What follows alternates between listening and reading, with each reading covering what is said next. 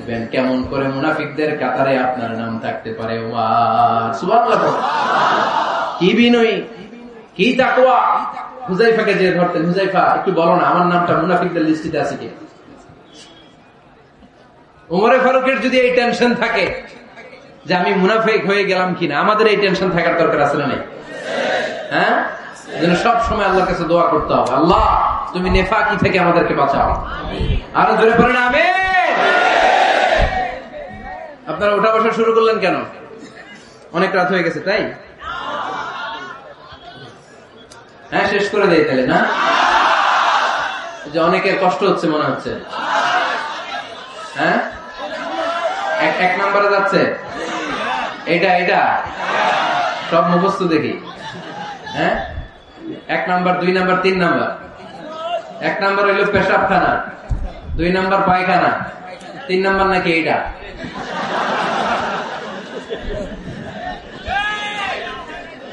আসরা নাই না। সিগারেট কোন মুসলমান খেতে পারে? সিগারেট হয় টোবাকো প্ল্যান্টস থেকে, তামাক পাতা। ফরিদপুরে চাষ হয় নাকি? হয়। কোন থানায় হয় বেশি? হ্যাঁ,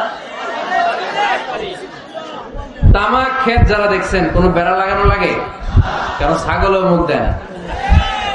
যেটা ছাগলে খায় না এটা কোন মুমিন বান্দা খাইতে পারে? খান কেন এগুলো পচা জিনিস? হ্যাঁ, এই পৃথিবীতে বিড়ি আর সিগারেটই একমাত্র খানা যেটা টয়লেটে ঢুকে খাওয়া যায়, তাই না? পৃথিবীতে সিগারেট আর বিড়ি একমাত্র খাবার। রাগ করবেন না যারা খান, রাগ করেন না। একটু কমন সেন্সটা কাজে লাগানোর জন্য, চিন্তার জন্য বলতেছি। এটাই পৃথিবীর একমাত্র খাবার যেই খাবারের গায়ে এই খাবারের বদনাম লেখা থাকে। Smoking causes cancer. ধূমপান কর্কট রোগের কারণ, ধূমপান স্বাস্থ্যের পক্ষে ক্ষতিকারক লেখা থাকে না? আচ্ছা, ধরেন ফরিদপুরে একটা কোম্পানি নতুন চানাচুর বের করছে, ওই চানাচুরের গায়ে লেখা এই চানাচুর খাওয়ার 1 ঘন্টার মধ্যে বমি শুরু হবে আর ডায়রিয়া হবে। খাবেন? কি কইবেন? তুই খা। দোকানদারে কি কইবেন? তুই খা, তোর বমি হোক, তোর 14 গোষ্ঠীর ডায়রিয়া হোক, আমি টাকা দিয়ে এগুলো কিনবো না, ঠিক কিনা? কারণ এই প্রোডাক্টের গায়ে এই প্রোডাক্টের বদনাম লেখা, এটা আমরা কিনবো কেন? কিন্তু সিগারেটের উপরে সিগারেটের বদনাম লেখা থাকার পরও আমরা খাই, টয়লেটে বসে খাই। এটার মধ্যে একটা পয়জন আছে, এটাকে বলে স্লো পয়জন, নিকোটিন। এটা আপনার লাং, ফুসফুসকে শেষ করে দেবে। Slow poison. সিগারেট খাওয়া অনেকটা আত্মহত্যা স্বামী। বিষ খেলে সাথে সাথে মরে, সিগারেট খেলে ধুকে ধুকে মরে। আর সিগারেট থেকে হিরোইন, গাঁজা, ফেন্সিডিল, ইয়াবা, ম্যারিজুয়ানার পথে মানুষ পথ বাড়ায়, পা বাড়ায়, তাই না? এগুলো খাবেন না। নিজে নিজেকে স্বেচ্ছায় ধ্বংসের দিকে ঠেলে দিও না। জীবনটা অনেক সুন্দর, জীবনটা অনেক রঙিন। আল্লাহ দেয় জীবনটাকে উপভোগ করার দরকার আছে না নাই? এই জন্য সিগারেটকে এই ফরিদপুরের প্রোগ্রাম থেকে আমরা আজকে নো বলে দিলাম। কি বলে দিব? আওয়াজ করে সবাইকে আমরা সবাই একসাথে বলবো, সিগারেটকে কি বললাম? মনে থাকবে? মাহফিলের প্যান্ডেল থেকে বাইর হয়ে আবার ইয়েস, হ্যাঁ না, ইয়েস করা যাবে না। সিগারেটকে কি বললাম? নো। ওমর ফারুক রাদিয়াল্লাহু তাআলা আনহু আমাদের সুপার হিরো, আমাদের সবাই বলেন আমাদের। উনি কত বড় সুপার হিরো শুনেন। উনি জুমার খুতবা দিচ্ছেন। কি দিচ্ছেন? মসজিদে নববীতে। খুতবার মাঝখানে হঠাৎ বললেন, ইয়া সারিয়াতাল জাবাল, ইয়া সারিয়াত ইবনে জানিমিল জাবাল। এই কথা বলেই আবার খুতবা দিতে শুরু করলেন। ওনার এই ইয়া সারিয়াত ইবনে জানিমিল জাবালের সাথে আগের কথার কোনো মিল নাই, পরের কথারও কোনো মিল নাই। জুমার নামাজের পর মুসল্লি সাহাবারা ধরলেন, বললেন, ইয়া আমিরুল মুমিনিন। খুতবার মাঝখানে হঠাৎ করে ইয়া সারিয়াত ইবনে জানিমিল জাবাল বলে আপনি চিৎকার করলেন কেন? আপনার এই বাক্যের সাথে আপনার খুতবার আগের বাক্যের কোনো মিল নাই, আপনার খুতবার পরের বাক্যেরও কোনো মিল নাই। এই কথা আপনি কারে বললেন? কারে উদ্দেশ্য করে বললেন? এই কথার তাৎপর্য কি আমাদেরকে বুঝিয়ে বলেন। ওমরে ফারুক বললেন, আমি যখন খুতবা দিচ্ছি আমি দেখতে পেলাম ওই যে কয়েক মাস আগে আমি আমার মুসলিম সেনাবাহিনী পারস্যে আক্রমণের জন্য পাঠিয়েছি, বর্তমানে ইরানের ওই বিশাল এলাকাতে পারস্যে আমি আমার ব্যাটালিয়ন পাঠিয়েছি। আমি হঠাৎ করে দেখতে পেলাম আমার মুসলিম বাহিনীর সেনাপতি যুদ্ধের এক পর্যায়ে তার ডানে আছে উপত্যকা, বায়ে আছে পাহাড়, সে পাহাড়ি রাস্তা ছেড়ে দিয়ে উপত্যকার দিকে যেতে শুরু করেছে। আমি দেখতে পেলাম আমার মুসলিম বাহিনী যদি উপত্যকার দিকে ছুটে বেড়ায়, কাফির মুশরিকরা আমার মুসলিম বাহিনীকে কচুকাটা করে ফেলবে। তাই আমি এখান থেকে তাদেরকে কমান্ড দিয়ে বলেছি, ইয়া সারিয়াতাল জাবাল, উপত্যকার দিকে নয় পাহাড়ের দিকে যাও, তাহলেই তোমাদের বিজয় নিশ্চিত হয়ে যাবে। উপত্যকার দিকে যেও না, ইলাল জাবাল, ইলা সারিয়াতিল জাবাল, পাহাড়ের দিকে ছোট। সাহাবারা অবাক, ঘটনা কি? উনি বসে আছেন মদিনায় মসজিদে নববীর মিম্বারে দাঁড়িয়ে, উনি যদি ইয়া সারিয়াতাল জাবাল বলে, এটা কি ইরানে যাবে নাকি? ও মিয়া, তখনকার সময়ে বর্তমানের মতো মোবাইল ছিল নাকি? ইন্টারনেট ছিল নাকি? কিছু ছিল? খালি মুখে আমি যদি বলি ইয়া সারিয়াতাল জাবাল, এটা ইরানে যাবে, ইন্ডিয়ায় যাবে, ঢাকায় তো যাবে, ফরিদপুর শহরেই তো বসবে না, ঠিক কিনা? কিন্তু এটা আমিরুল মুমিনিন বিশ্বাসী সাহাবারা বিশ্বাস করে নিল। কিছু মুনাফিক ছিল, এরা কয় না ঝামেলাস, এটা তো সম্ভব না। এক কাজ করি, এই সেনাপতি যখন বিজয়ী বেশে মদিনায় ফিরে আসবে আর আমরা ধরব। এরা দিন গুনতে লাগলো, এই সেনাপতি মুসলিম বাহিনী নিয়ে পারস্য জয় করে কবে ফিরে আসবে। এই মুনাফিকের দলগুলো কখনো সেনাবাহিনীকে অভ্যর্থনা জানাতে যেত না, কিন্তু এইবার সবার আগে মদিনার উপকণ্ঠে যে সেনাপতিদেরকে অভ্যর্থনা জানানোর জন্য ফুল নিয়ে রেডি, ফুল নিয়ে দাঁড়ায় আছে। সেনাপতি ঢুকার সাথে সাথে ধরছে, এই সেনাপতি কোথেকে আসছে? পারস্য জয় করে আসছে। এমন এমন দিন, জুমার দিন দুপুর বেলা যুদ্ধের মাঝখানে আমিরুল মুমিনিনের কণ্ঠের কোন কথাবার্তা শুনছো নাকি? সেনাপতি অবাক, তোমরা জানলে কেমনে? শুনছি তো, সুবহানাল্লাহ বলবেন না? আমরা যুদ্ধে একটা ভয়ঙ্কর অবস্থার মধ্যে ছিলাম, পেছন থেকে শত্রু আমাদেরকে আক্রমণ করতে শুরু করে দিল। ডানে যাব না বায়ে যাব, সামনে যাব নাকি পেছনে যাব, রাস্তা খুঁজে পাচ্ছি না। ডান দিকে ছিল আমাদের উপত্যকার রাস্তা, বাঁ দিকে ছিল পাহাড়ি পথ। আমরা সোজা পথ হবে মনে করে উপত্যকার দিকে ছুটতে আরম্ভ করলাম। হঠাৎ করে আমিরুল মুমিনিনের কণ্ঠ বজ্র কণ্ঠে আমার কানের মধ্যে ভেসে আসলো। আমার মনে হলো আমিরুল মুমিনিন কেমন যেন আমাকে কমান্ড দিচ্ছেন আর বলছেন, ইয়া সারিয়াতাল জাবাল, ডান দিকে উপত্যকার পথে নয়, তাড়াতাড়ি পাহাড়ের দিকে সৈন্যবাহিনী নিয়ে উঠে যা। পাহাড়ের দিকে, ডানে না। This is wrong track and this is the right track. ওই দিন যদি ওমরে ফারুকের ওই গাইডলাইন, আমিরুল মুমিনিনের কমান্ড যদি আমি না শুনতাম, আজকে বিজয়ের বেশে ফিরতেও পারতাম না, আমাদের চেহারাও তোমরা দেখতে পেত না। ওমরে ফারুকের ওই কমান্ড, ওই গাইডলাইন অদৃশ্য থেকে শোনার কারণে এই পারস্যের মধ্যে আমাদেরকে সেই যুদ্ধে বিজয় দান করেছে কে? দিস ইজ ওমরে ফারুক, দিস ইজ ওমরে ফারুক। বিশ্বনবী বলছেন, আমার মা লাকিয়াকা শাইতানু সালিকান ফাজ্জান ইল্লা সালাকা ফাজ্জান গায়রা ফাজ্জিক উমর। শয়তান ইবলিস যদি তোমার কোনো রাস্তা দিয়ে হাঁটতে দেখে, শয়তান ওই রাস্তা রেখে দিয়ে অন্য রাস্তা দিয়ে হাঁটে। সুবহানাল্লাহ বাড়িতে দিয়ে বললেন। কে বলতেছে? বিশ্বনবী। কার ব্যাপারে? ওমরে ফারুকের ব্যাপারে। শয়তান যদি দেখে যে ওমরে ফারুক এই রাস্তা দিয়ে হাঁটতেছে, শয়তান ওই রাস্তা রেখে দিয়ে অন্য রাস্তা দিয়ে হাঁটে। সুবহানাল্লাহ পড়ে।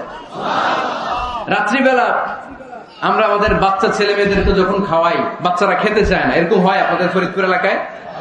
হ্যাঁ, এই এলাকায় হয় নাকি? খেতে চায় না বাচ্চারা, এই চকলেট দেখায়া, এই মিনা কার্টুন দেখায়া, এইটা সেইটা, এগুলো সেগুলো বলে, গল্প টল্প বলে ভুলায়া খাওয়ানো লাগে, তাই না? তারপরও খায় না। আমারও ছোট মেয়ে আছে, খেতে চায় না, এইটা সেইটা এমনি সেমনে খাওয়ানো লাগে। তো শেষে না ফেরে মা বাবা বলতে বাধ্য হয়, ওই যে ভূত আসতেছে, ভূত, তাড়াতাড়ি তাড়াতাড়ি খাও, নাহলে যে ভূত ধরবে তোমার। ওই যে বাঘ আসতেছে, বাঘ, তাড়াতাড়ি খাইলে নাহলে বাঘে কামড়। বলি না আমরা? আপনারা কি বলেন? ভূত। আর কি বলেন?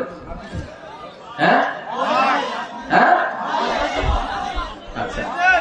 এক এক জায়গায় এক একটা আমরা বলি ভূত আসবে, বাঘ খাবে, ভাল্লুক খাবে, তাড়াতাড়ি খাও। মদিনাতে যখন ওমরে ফারুক আমিরুল মুমিনিন, মদিনার মায়েরাও বাচ্চাদেরকে খাওয়াতে পারতো না, ছোট্ট মেয়েদেরকে খাওয়াতে পারতো না, খাওয়া নিয়ে যন্ত্রণা করতো। বাচ্চারা যখন মদিনায় খেতে চাইতো না রাত্রি বেলায়, মদিনার মায়েরা বলতো তাড়াতাড়ি খাও, হা হুয়া ইয়াতি উমর, হা হুয়া ইয়াতি উমর, তাড়াতাড়ি খা, নাইলে ওই যে ওমর আসতেছে, Omar. This is our super hero সাইয়েদনা ওমর ফারুক রাদিয়াল্লাহু তাআলা। শুধু শয়তানি ভয় পেত না, মুনাফিকরাও ভয় পেত, জমের মতো ভয়। শুধু তাই না, আমাদের আম্মাজান বিষ্ণু ইসা ইসলামের স্ত্রীরাও ওমর ফারুককে ভয় পেতেন। সুবহানাল্লাহ কইবেন না? মাঝে মাঝে বিষ্ণু ইসা ইসলামের সাথে আম্মাজান আয়েশার ঝগড়া হতো না? আপনাদের ফ্যামিলিতে ঝগড়া হয়? হয় না? হয় না? কার কার দেখি? ওরে আল্লাহ, অনেক আল্লাহর ওলি আছে তো জায়গায়। ঝগড়া হয় না? কি কথা কয়, ঝগড়া হয় না বলে? বিষ্ণুনবীর ফ্যামিলিতে ঝগড়া হয়, আপনার ফ্যামিলিতে হয় না? মিষ্টি ঝগড়া। আর ও বিয়েই করে নাই।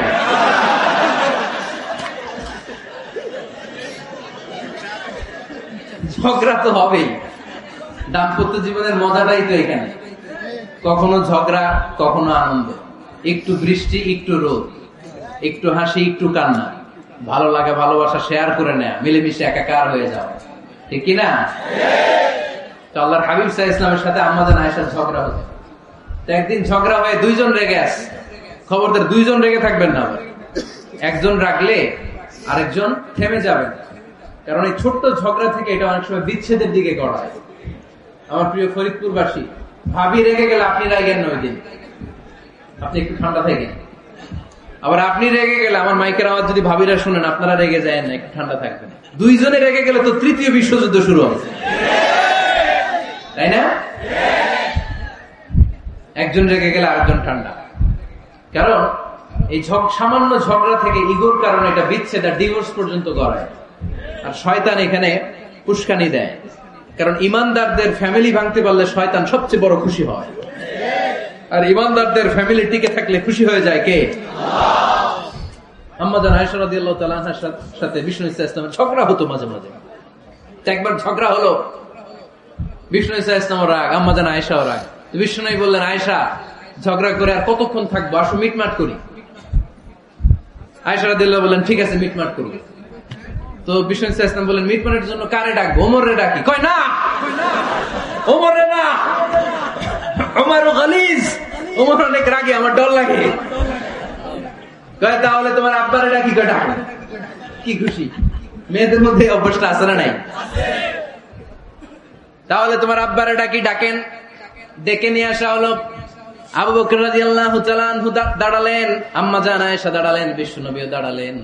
বিশ্বনবী বললেন, আয়েশা, তোমার আব্বা আসছে, এবার ঘটনা খুলে বলার পালা, তুমি বলবা নাকি আমি বলবো? আম্মাজান আয়েশা বললেন, আপনি বলেন, তবে ওয়ালা তাকুল ইল্লা হাক্কান, যেটা ঘটছে ওইটাই বললেন, মিথ্যা কথা কইেন না।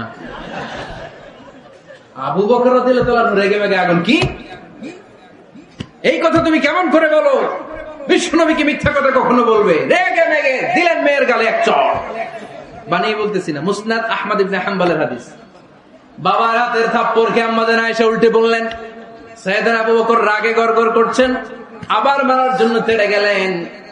এবার বাঁচার জন্য আম্মাজান আয়েশা বিশ্বনবীর পিছনে যে আশ্রয় নিলেন, বিশ্বনবী বাঁচানোর জন্য দুই হাত মিলে দাঁড়িয়ে গেলেন। পড়েন সুবহানাল্লাহ।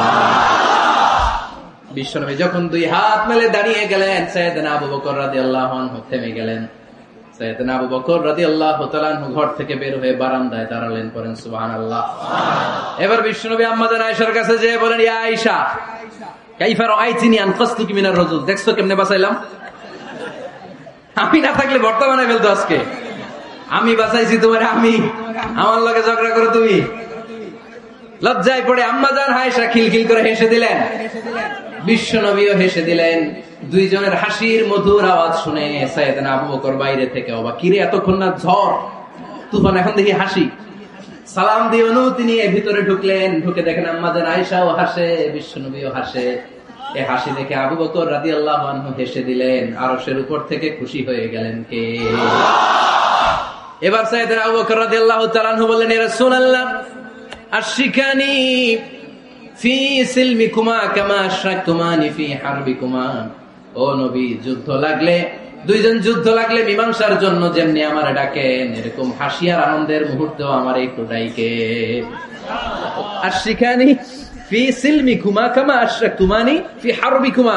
নবী, আপনাদের মধ্যে ঝগড়া লাগলে সন্ধি করার জন্য আমার যেমনি ডাকেন, আপনাদের হাসি খুশি আনন্দ খুনসুটি এই মজাদার মুহূর্তগুলোতে আমার বঞ্চিত রাখেন না, আমার একটু ডাইকেন। সুবহানাল্লাহ পড়েন। এই মুসনাদ আহমদ ইবনে হাম্বলের হাদিস শোনার উদ্দেশ্য হচ্ছে, বিশ্বনবী প্রথমে ওমর ফারুকের নাম বলেছিলেন। সাইয়েদনা আয়েশা বলে, না, আমি ডরাই। হাইবাত, দিস ইজ কল্ড হাইবাত ওমর।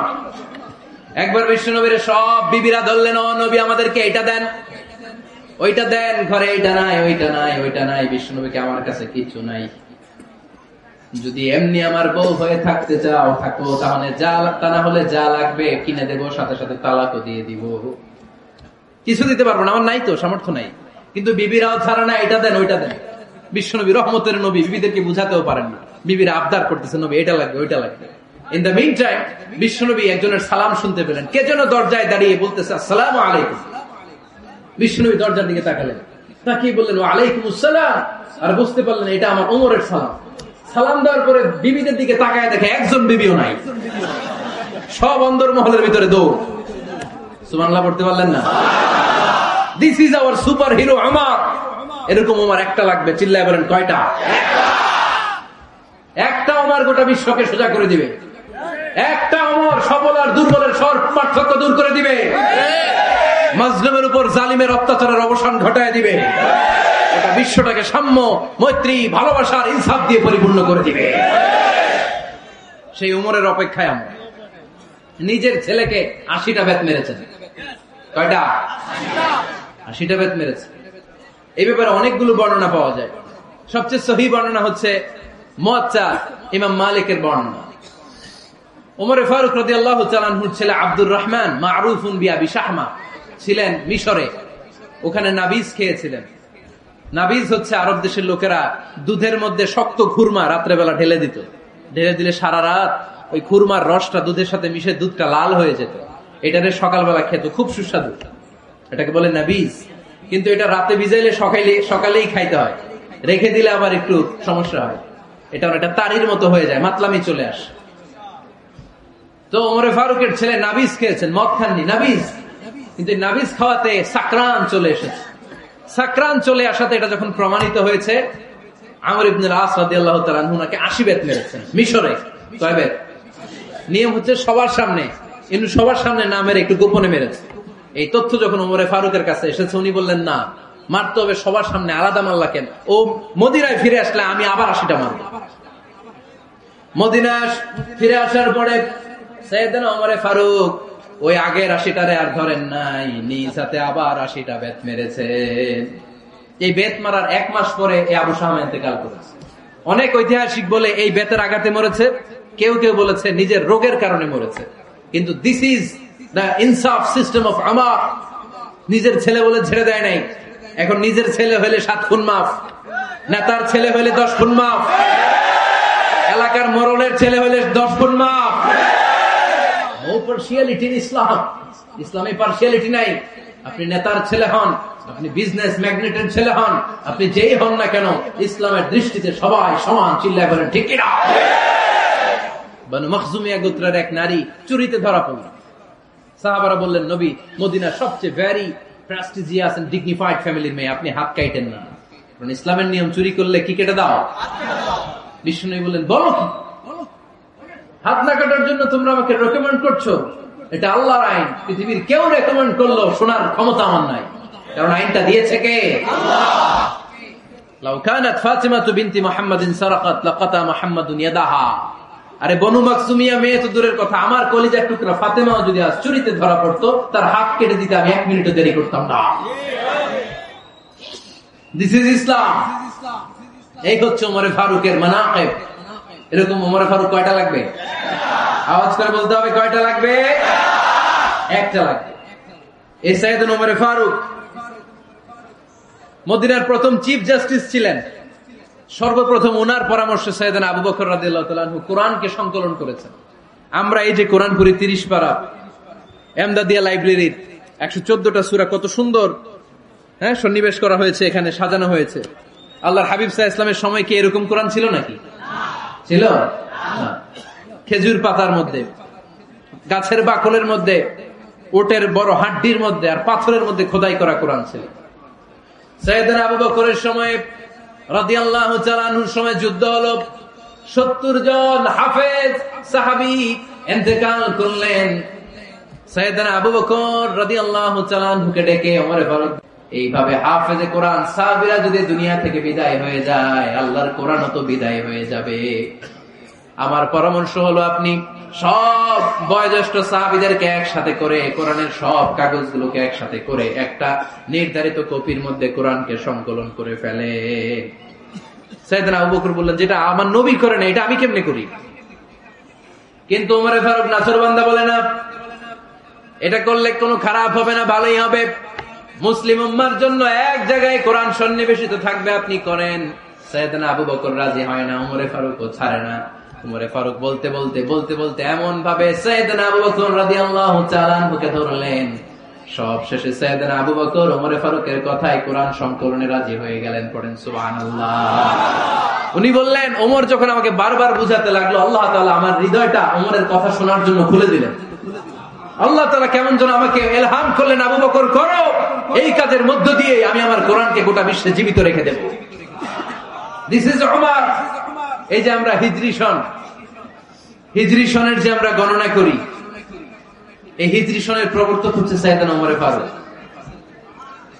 সুবহানাল্লাহ নাই? আমাদের মনোযোগ আসছে না গেছে? কই ঘুমাই গেলেন মনে হয়? তাকবীর দেন তো একজন আওয়াজ করে।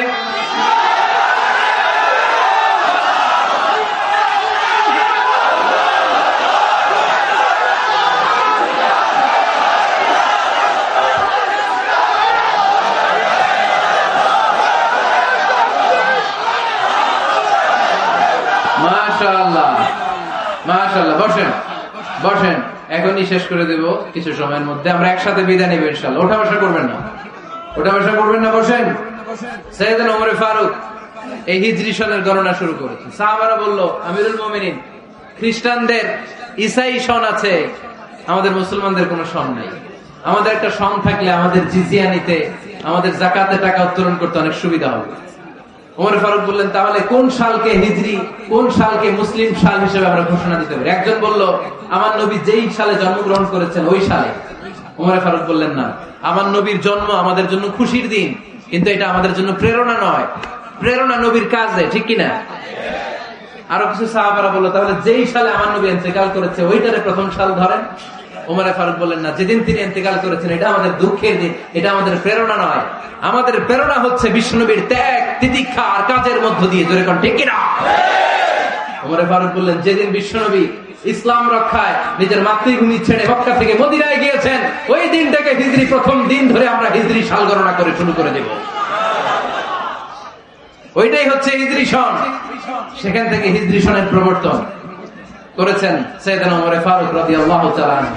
এই যে স্টেট গভর্নমেন্ট, এই যে প্রিজন, জেলখানা, ক্যান্টনমেন্ট, সচিবালয়, গণভবন, বঙ্গভবন, মুক্তিযোদ্ধাদের ভাতা, রাষ্ট্রীয় ভাতা, এই সব নিয়ম কানুন সাইয়েদনা ওমর ফারুক তার রাষ্ট্রীয় আমলে তিনি নিজে করেছেন। চিল্লায় পড়েন আল্লাহু আকবার।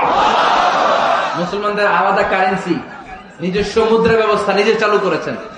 সৈনিকদের মধ্যে যারা বিবাহিত, প্রতি 6 মাস অন্তর অন্তর 1 মাসের ছুটি কাটাতে তারা ফিরে আসবে। সাইয়েদনা ওমর ফারুক চালু করেছেন। চিল্লায় আওয়াজ করে পড়েন আল্লাহু আকবার। এই যে আমরা 20 রাকাত সালাতুত তারাবি পড়ি রমাদানে, পড়েন না আপনারা? এটা সাইয়েদনা ওমর ফারুক চালু করেছেন। সুবহানাল্লাহ পড়তে পারলেন না?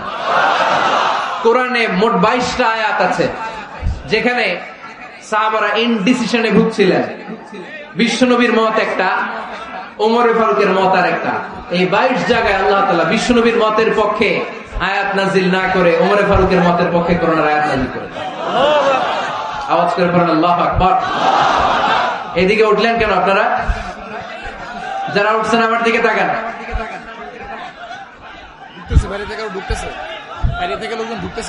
কিছু ভিতরে ঢুকতেছে, কিছু বাইরেতেছে না?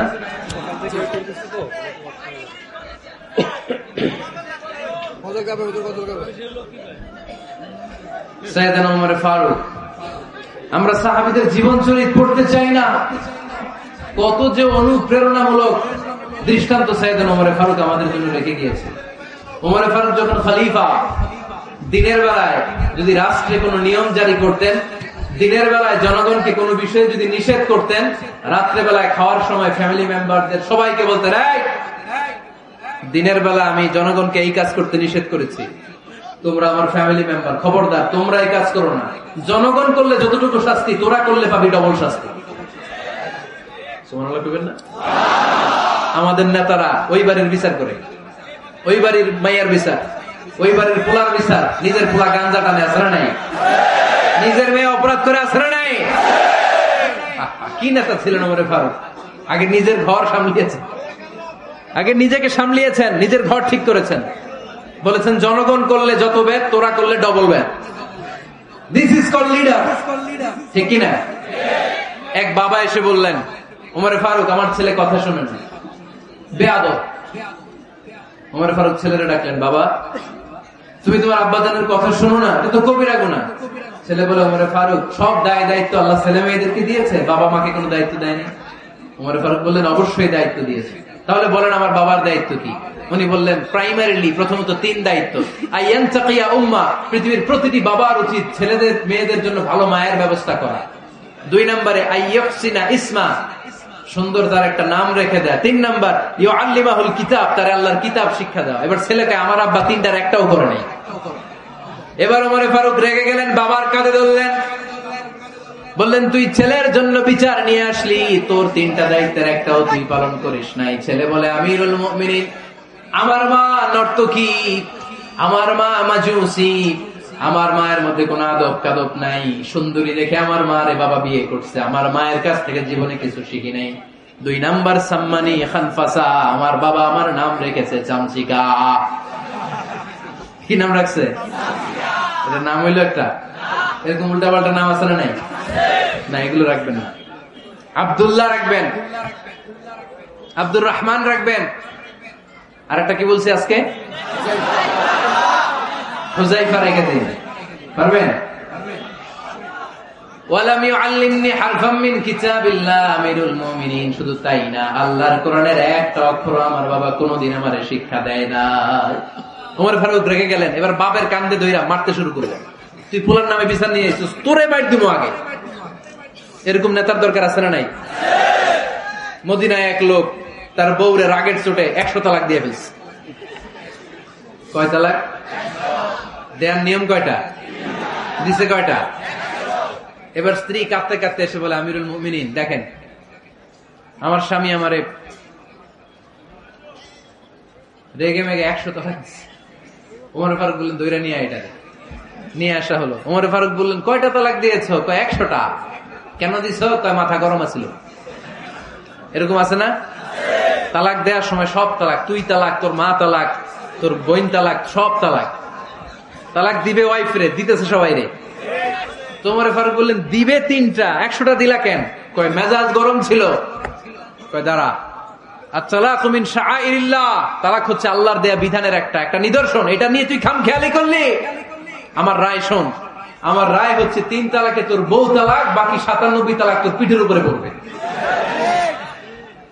এরকম বিচারের দরকার আছে না নাই? এরকম দৃষ্টান্তমূলক বিচার যদি বাংলার জমিনে দেয়া হতো, আর কোন নারী ধর্ষিতা হতো, আর কোন নারীকে অ্যাসিড মারা হতো, আর কোন নারী যৌতুকের জন্য কান্না করতো? একটা আমল লাগবে, বেশি না। কয়টা লাগবে? তিনি গভর্নর সিস্টেম চালু করেছিলেন, governor system, Islamic state. Bahrain, Yemen, মিসর, কুফা, বসরা, মক্কা, মদিনা, এই 7 জায়গায় 7 জন গভর্নর পাঠিয়েছেন। তাদের থেকে তথ্য নিতেন। এই গভর্নর সিস্টেম উনি বানিয়েছেন। সাইয়েদনা আমর ইবনে আল-আস রাদিয়াল্লাহু তাআলা আনহুকে পাঠিয়েছেন মিশরে। মিশরে একটা দৌড় প্রতিযোগিতা হতো। ওই দৌড় প্রতিযোগিতায় আমর ইবনে আল-আস রাদিয়াল্লাহু তাআলা আনহুর ছেলে অংশগ্রহণ করেছে, কিন্তু এক মিশরি ওই দৌড় প্রতিযোগিতায় চ্যাম্পিয়ন হয়ে গেছে। রানার্স আপ হয়েছে আমর ইবনে আল-আসের ছেলে। এবার মিশরি ফার্স্ট আর গভর্নরের ছেলে সেকেন্ড। রাগের চোটে আমর ইবনে আল-আসের ছেলে ওই মিশরির মাথার মধ্যে কয়েকটা বাড়ি মেরেছে। মিশরি বলে, আমার মাল্লা কেন? তুমি খেলায় পারো না, আমার মাল্লা কেন? কয় আনা ইবনুল আকরামিন, আমি গভর্নরের পোলা, আমি যা বলবো এটাই হবে, আমার উপরে কথা নাই। মিশরি ওইখানে আর ঝগড়া বাঁধায় নাই, মনে দুঃখ নিয়ে মদিনায় চলে আসলেন। এসে বললেন, আমিরুল মুমিনিন, আপনি আমর ইবনুল আস রাদিয়াল্লাহু তাআলা আনহুকে মিশরের গভর্নর বানিয়ে পাঠিয়েছেন। একটা প্রতিযোগিতায় আমি চ্যাম্পিয়ন হয়েছি, ওনার ছেলে হয়েছে রানার আপ।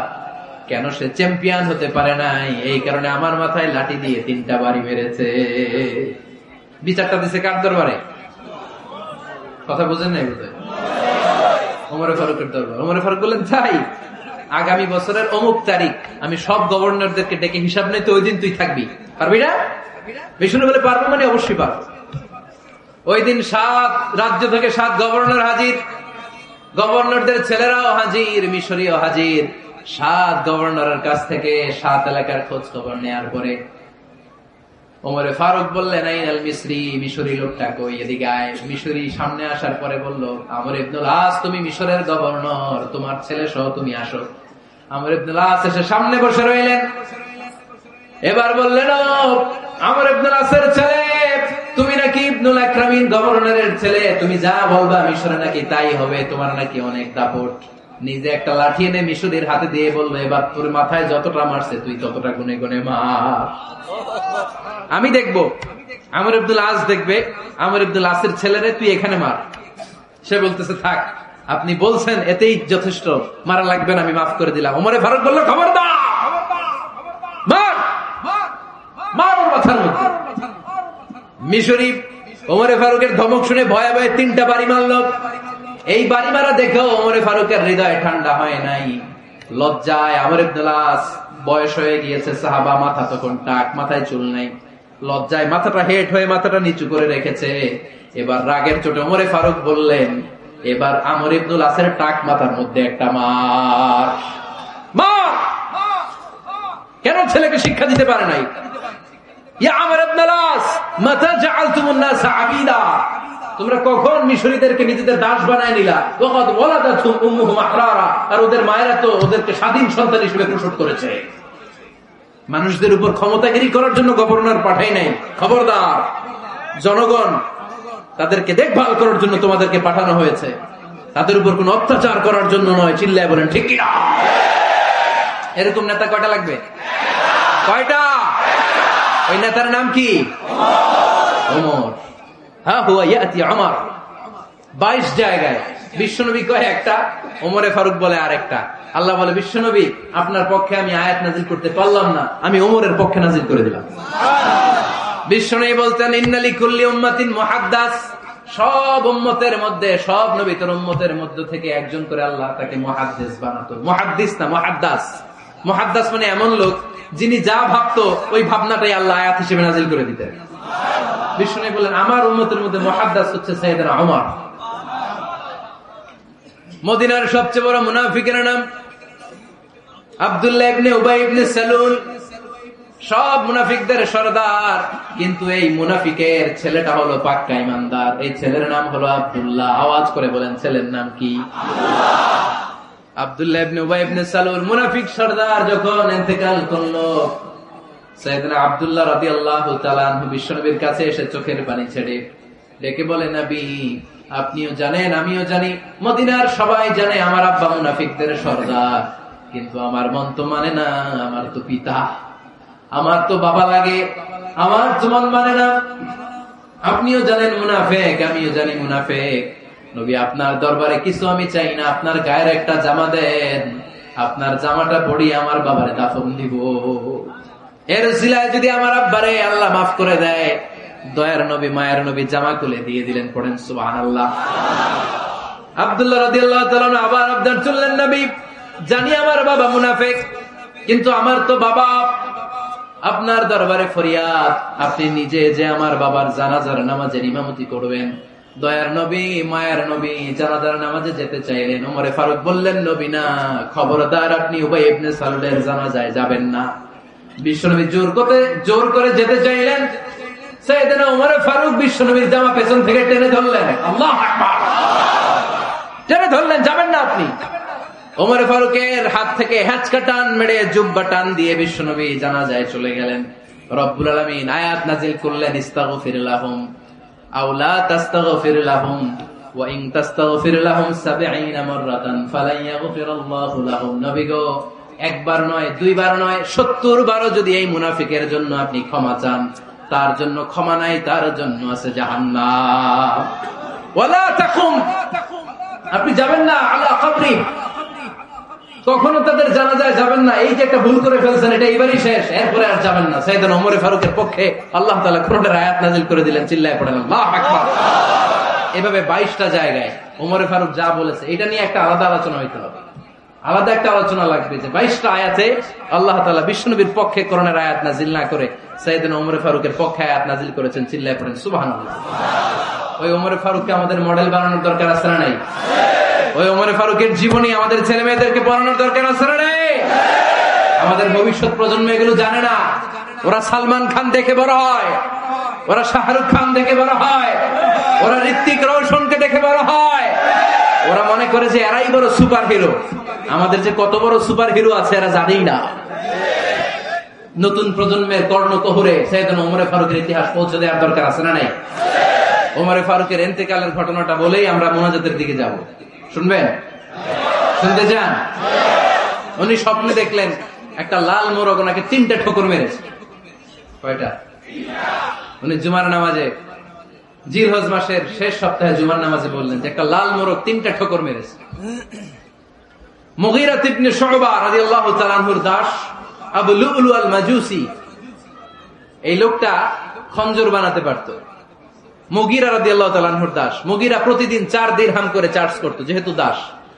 সে এসে বিচার দিল, আমিরুল মুমিনিন, মুগীরা আমার থেকে বেশি টাকা চায়, জুলুম করে। ওমর ফারুক বললেন, তাই? তুমি কি কাজ জানো? বলে, আমি খঞ্জর বানাতে জানি। বাড়ি কই? পারস্য। আরে তুমি খঞ্জর বানাতে জানলে তো 4 দিরহাম অনেক কম, সে তো আরো বেশি টাকা নেওয়া দরকার ছিল তোমার থেকে। আবু লুলুর এই কথা পছন্দ হয় নাই। শেখে ওমর, তুমি সবারে দয়া দেখাও আর আমার ক্ষেত্রে কঠিন নিয়ম বানাইলা, দাঁড়াও, এই নিয়ম তোমার আমি দেখাবো। এই রাগে সে বাড়িতে যে একটা খঞ্জর বানালো। কি বানালো? খঞ্জর চিনেন? ছোট্ট ছুরি। কিছুদিন আগে ওমানের সুলতান কাবুস ইন্তেকাল করেছে, জানেন আপনারা? ওনার এই কোমরের মধ্যে খঞ্জর থাকতো, ছবিতে দেখছেন? আরব শাহেক যারা সুলতান, আমির, কোমরে কি থাকে? ছোরা থাকে, খঞ্জর। সে বাসায় যে একটা খঞ্জর বানালো, যেই খঞ্জরের 2 মাথা, লাহু রাসান ওয়া মাকবাদাতুহু ফি ওয়াসাতি, আর ধরার হ্যান্ডেলটা মাঝখানে, এদিকেও ছুরি এদিকেও ছুরি, যাতে এইভাবে মারা যায়। সে ধার দিতে লাগলো আর বলল, ওমর দাঁড়াও, তোমার আমি দেখাবো। ওমর ফারুক মসজিদে নববীর ইমাম, ফজরের নামাজের সময় এ আবু লুলু আল মাজুসি বুরনুস পরে, চাদর পরে,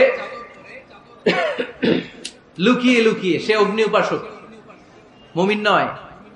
ওমর ফারুককে অ্যাটাক করার জন্য গেলেন মসজিদে নববীতে। ওয়াকানু ইউসাল্লুনা বিগালাস, তখন ওনারা অন্ধকারে নামাজ পড়ত। নামাজের সময় যখন হলো, লুকিয়ে লুকিয়ে প্রথম কাতারে ওমর ফারুকের পিছনে মুয়াজ্জিনের পাশেই দাঁড়ালো, হাতে খঞ্জর। ইকামত হলো, ওমর ফারুক সালাত শুরু করলেন, ফজরের সালাত, আল্লাহু আকবার। নামাজ শুরু করলেন, সূরা ফাতিহা বললেন। আরেকটা সূরা যখন পড়তে যাবেন, in the meantime Abu Lulu এই খঞ্জর নিয়ে ওমর ফারুকের বুকের মধ্যে 3টা স্টেবিং করলেন। একটা মারলেন নাভির নিচে, মারার সাথে সাথে পাকস্থলী কেটে গেল। আরেকটা মারলেন পাজরে, পাজর ছিঁড়ে গেল। 3টা মারার পরে ওমর ফারুক বললেন, কাতালানি আল কালব, এক কুকুর আমাকে মেরে ফেলেছে। পেছন থেকে এক সাহাবীকে টান মেরে সামনের দিকে নিয়ে গেলেন, তুমি নামাজের ইমামতি করো। আর ওমর ফারুককে বাকিরা ধরাধরি করে পেছনে নিতে আরম্ভ করলেন। আর এই আত্মাই আক্রমণ যে করেছে, সে কাতারের মাঝখান দিয়ে যেতে আরম্ভ করলো আর 2 দিকে ছুরি মারতে আরম্ভ করলো। 13 জন সাহাবীর গায়ে ছুরি মেরেছে, 7 জন সাহাবা স্পট ডেথ, জায়গায় মৃত্যু। এই ভয়ঙ্কর অবস্থা দেখে এক সাহাবী বুরনুস, এক ধরনের জুব্বা আছে মাথাওয়ালা, অনেকে জ্যাকেট পরছেন না এরকম মাথাওয়ালা, লম্বা জুব্বা আছে, আরবরা শীতে পরে মাথাওয়ালা। এই মাথাওয়ালা জুব্বা বের করে এক সাহাবী জালের মতো তার দিকে উড়ায় মারল। ওই বুরনুসের মধ্যে পেঁচিয়ে আবু লুলু মাটিতে পড়ে গেল আর সুইসাইড করে ফেললো, নিজের বুকে নিজে মেরে আত্মহত্যা। যে সাহাবীকে ইমামতির জন্য দাঁড় করালেন। উনি ছোট্ট সূরা দিয়ে প্রথম রাকাতে সূরা আল কাউসার, দ্বিতীয় রাকাতে সূরাতুল ইখলাস দিয়ে নামাজ শেষ। ওমরে ফারুক বেহুশ। ওমরে ফারুক কি? হ্যাঁ, বেহুশ। সবাই কান্নাকাটি করতেছে, সবাই দেখতে গেলেন, এখন হুঁশ ফিরে না। মুখের মধ্যে, মুখ খুলে রাষ্ট্রের চিকিৎসক মুখের মধ্যে দুধ দিলেন, ওই নাভি দিয়ে দুধ বের হয়ে যায়, পাকস্থলী কেটে ওখান দিয়ে দুধ বের হয়ে যাচ্ছে। তারা বললো ওনারে বাঁচানো সম্ভব না, দেখেন হুঁশ ফিরে কিনা। হুঁশ ফিরলে ওনার পরে কে আমির হবে, উনি যেন প্যানেল ঠিক করে দিয়ে যায়। সবাই তাকিয়েছে ওমরে ফারুকের চোখের দিকে। আল্লাহর মেহেরবানিতে ঘন্টা খানিক পরে উনি চোখ খুললেন। চোখ খোলার পরেই বলেন নাই ও মা আমি মরে যাই। চোখ খোলার পরে উনি বলেন নাই কে মারলো আমারে। চোখ খোলার পরে উনি বলেন নাই আমার পরে নেতা কে হবে। চোখ খোলার পরে সর্বপ্রথম কথাটি ছিল আসল্লান নাস, আমার নেতৃত্বে যে ফজরের নামাজটা শুরু হয়েছিল এটাকে ঠিক মতো তোরা পড়েছিলি? আমার নেতৃত্বে যে ফজরের জামাত শুরু হয়েছিল সেটা ঠিকঠাক মতো সমাপ্ত হয়েছিল কিনা আগে বল। আসল্লান নাস, নামাজটা হয়েছে কিনা বল। সুবহানাল্লাহ বলতে পারলেন না? This is Umar, hour super hero. নেতা অনেকগুলো লাগে না, এরকম নেতা একটাই যথেষ্ট যে গোটা বিশ্বকে কাঁপায় দিতে পারে। চিল্লায় বলো ঠিক কিনা? আমরা চাই আমাদের ছেলেগুলো উমরে ফারুকের মতো বড় হোক। আমরা চাই আমাদের ছেলে মেয়েগুলো খাব্বাব, খুবাইব, সাইয়েদনা আলী, উসমান, আবু বকর রাদিয়াল্লাহু তাআলা আনহুর অনুসরণে বড় হোক। ঠিক কিনা? আমরা একটা ওমর চাই যিনি আমাদেরকে সালাতের শিক্ষা দিয়ে গিয়েছেন, ইন্তেকালের আগে বলেছেন সাল্লান নাস। এজন্য আমরা যেন নামাজ কখনো নষ্ট না করি। আল্লাহর জমিনে দিন বাস্তবায়ন আসাদ্দুহুম ফি আমরিল্লাহি উমর। ওমর রাদিয়াল্লাহু তাআলা আনহু এত কঠোর কেউ ছিলেন না। তাই দিন বাস্তবায়নে আমরা যেন কাউরে ছাড় না দেই। সবার আগে আল্লাহর দিন, সবার আগে আল্লাহর কোরআন, সবার আগে আমার ইসলাম। ঠিক কিনা? চাইলেই কেউ এদেশ থেকে ইসলামরে মিটাই দিতে পারবে না। যে দেশে আল্লাহু আকবার ধ্বনির সাথে সাথে সূর্য উঠে যায়, আল্লাহু আকবার ধ্বনির সাথে সাথে সূর্য ডুবে যায়, সে দেশে আর কিছু থাকবে না থাক আমার ইসলাম থাকবেই, আর কিছু থাকবে না থাক আমার কোরআন থাকবেই। সে ইসলামের সাথে থাকতে রাজি আছেন তো? কোরআনের সাথে থাকতে রাজি আছেন তো?